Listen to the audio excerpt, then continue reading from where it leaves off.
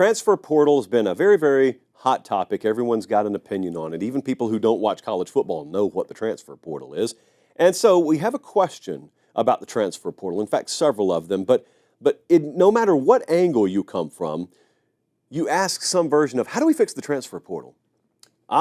Great question. Now, for some of you, fixing the transfer portal would mean, how do we stop so many players from transferring every year? Someone else would say, how do we make it to where every player feels totally free to transfer? Don't even demonize them when they do it.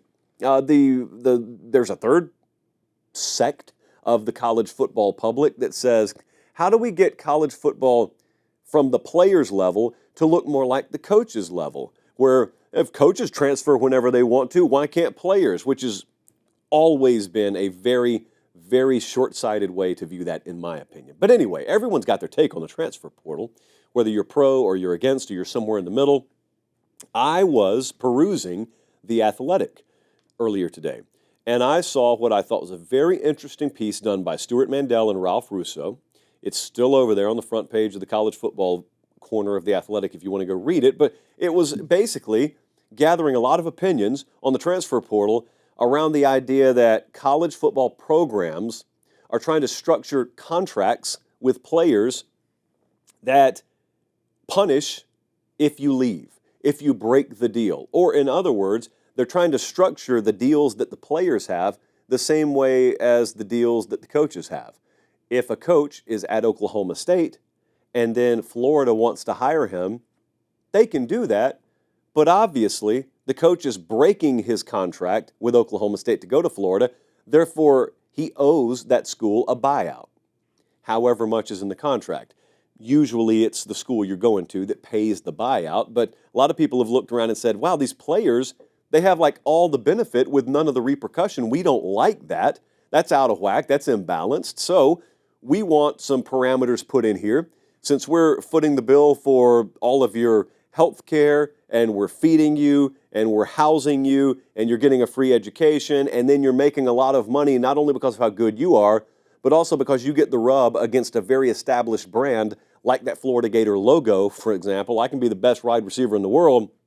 If I don't get to go play for USC or Oregon or Florida or North Carolina, I am very limited in my value. So they're sitting there and they're saying, if you get all that, which we're happy to give you, we want a little something if you just decide to leave and leave us in a lurch and our roster's out of whack. We're owed something. Or ideally, we put that clause in there so you don't leave. Now, that's what the piece is about. And a lot of people having different opinions on that. Should there be a price to pay if a player wants to transfer, basically? This wouldn't impact you a whole lot, per se, as a fan, but I know a lot of people watching this show, a lot of college football fans have opinions already about the transfer portal. And you don't like that players move freely. You don't like the mercenary feel that it has. It doesn't turn you away from watching the sport. I'm not dumb enough to say that. Well, if you really don't like it, stop watching. It's stupid. It's just stupidity. It's bumper sticker logic. Stop saying it if you want to be taken seriously. So I'm not saying that here. But you can be upset with something and still partake in it. I'm upset with a number of things about college football. I still love college football. So this is one of them for me. Maybe you feel like I do. But I'm looking at that and I'm saying, isn't this backwards? I don't know if it's going to stand up to legal scrutiny, but even if it does, is that really the smartest way to go about trying to achieve maximum roster continuity and minimize roster churn? Because I've always thought, if you want to limit the amount of players who are going into the transfer portal every cycle, don't put a punishment on going in the transfer portal. Incentivize staying where they are.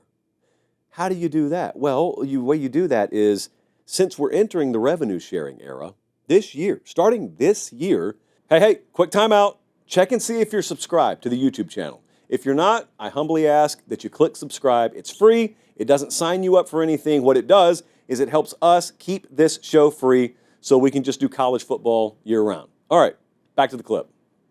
Teams are allowed to, allocate up to $20 million amongst their roster, not per player. But guys are going to get paid a whole lot of money this year that they previously would not have gotten to play college football as part of the new revenue sharing era. Well, I've looked at that and I've said, that's great. That's great. I'm all for it. However, in the interest of roster retention, in the interest of roster continuity, and it being a net positive for college football if a true freshman at Texas is also a sophomore at Texas, is also a junior at Texas, is also a senior at Texas, because of the glue that should exist between student athletes and the programs they play for in my ideal college football world. If you want to achieve that, why don't we incentivize guys to pursue that? Just because you're going to get paid a portion via revenue sharing to play at Georgia doesn't mean the freshmen and the seniors get paid the same amount. The way I would look at this is I'd say forget about punishing guys with a buyout if they want to leave Georgia and transfer to Oklahoma. It's probably not going to stand up to legal scrutiny, and even if it does, think about that. Just think about the ramifications on the recruiting trail. If Kirby lost a player and Georgia went after a buyout that was owed to them because that player left Georgia, imagine what Oklahoma could do in the living room recruiting against Georgia. Hey, you want to go there? The minute you don't like it, they're going to try and charge you to leave. It just doesn't work. Practically, it doesn't work, but I'll tell you what does work is Kirby Smart walking in that same living room and saying, if you come to Georgia, I can promise you a couple of things. You're going to get world-class development.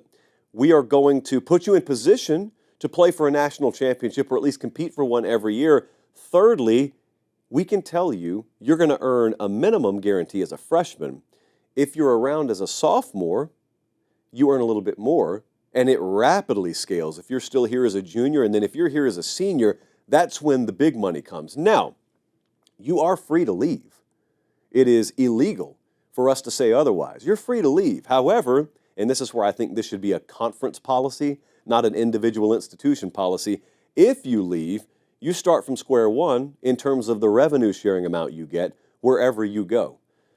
To me, that's how you achieve that. It makes guys be a lot more particular and a lot more business-minded when they make their decision out of high school because they know my big payday in terms of rev share is not coming for a couple of years. You may get some NIL money, and that's okay, but your big payday is coming if you commit to South Carolina and then you're there 2 years later, and especially if you're there 3 years later. Now, I do think there have to be parameters in there, like if your head coach leaves, you're free to transfer and your status, your earnings status doesn't restart. I understand fairness doctrine and how that has to be woven in there, but broad strokes purposes, you're telling me that you don't think you could achieve more continuity by doing this than you could by trying to force buyouts to be paid if guys transfer? I don't know, guys. I just don't know.